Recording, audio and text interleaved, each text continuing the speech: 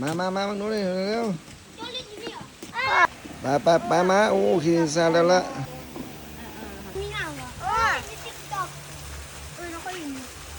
ไม่ยังเกาะดอกบัวไม่ยังเกาะนี่น่ะแม่จับมันจะบอก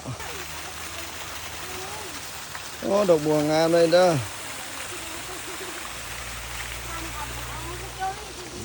บัวใด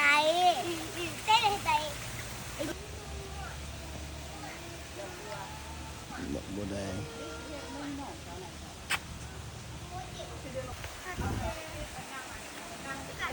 หมุนนี่โอ้ธรรมชาติเลยเด้อโอ้ก็จะเห็นกำลังกายงานสร้างเด้อ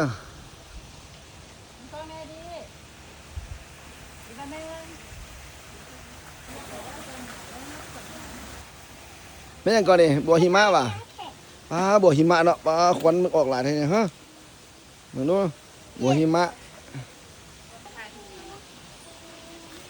เมื่อก่อนได้เป็นโอดได้หรอแม่พอดโอ้ควันออกเลยบัวหิมะเอา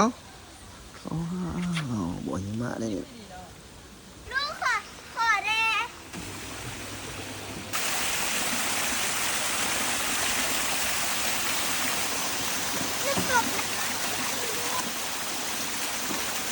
เมาเลยมันมีบอดี้อ่ะมันมีโอ้ฝุ่นมีน้ำสิบไปแล้ว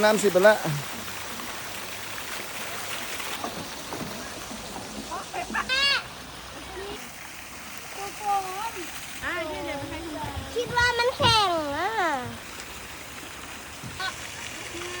มันบางบอก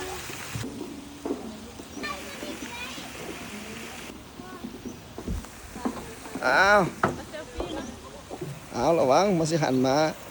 ให้บักเจ้าเปียกกันนะระวังไปเหยียบตัวนี้ได้อันตรายได้โอ้เนี่ยมึงนู้นนี่มันอย่างนี้โอเค